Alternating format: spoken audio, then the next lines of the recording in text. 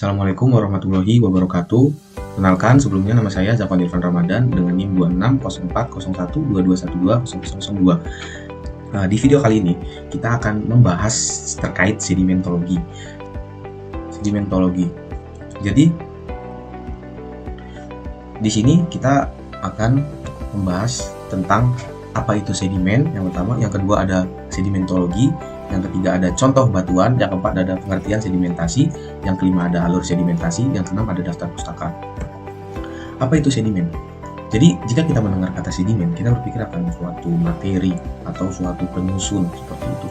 Jadi menurut Azmeri 2020, sedimen merupakan kumpulan partikel hasil pengikisan ataupun erosi yang terbawa oleh beberapa faktor seperti air, angin, atau es, kemudian terendapkan dan membentuk batuan. Jadi sedimen itu dapat berupa pecahan mineral atau material organik lainnya.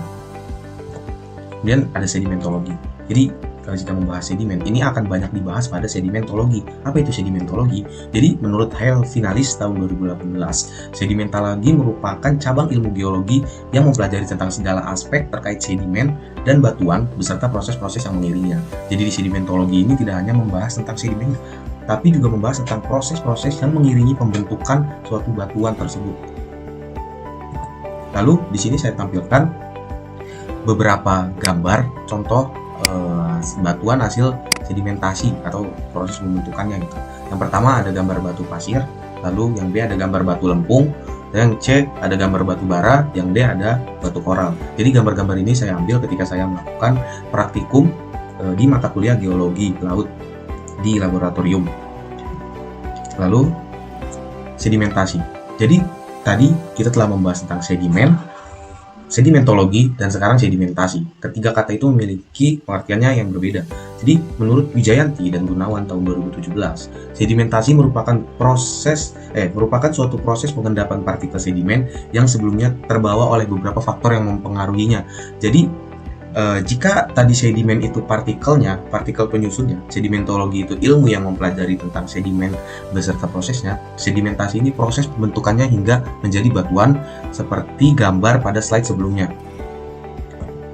Jadi ada proses atau alur yang dapat membentuk suatu batuan atau proses sedimentasi. Alur sedimentasi tadi itu menurut Azizah et al. Tahun 2022 itu ada 3 alur yang nantinya suatu proses untuk membentuk suatu batuan. Yang pertama ada erosi, yang kedua ada transportasi, yang ketiga ada pengendapan.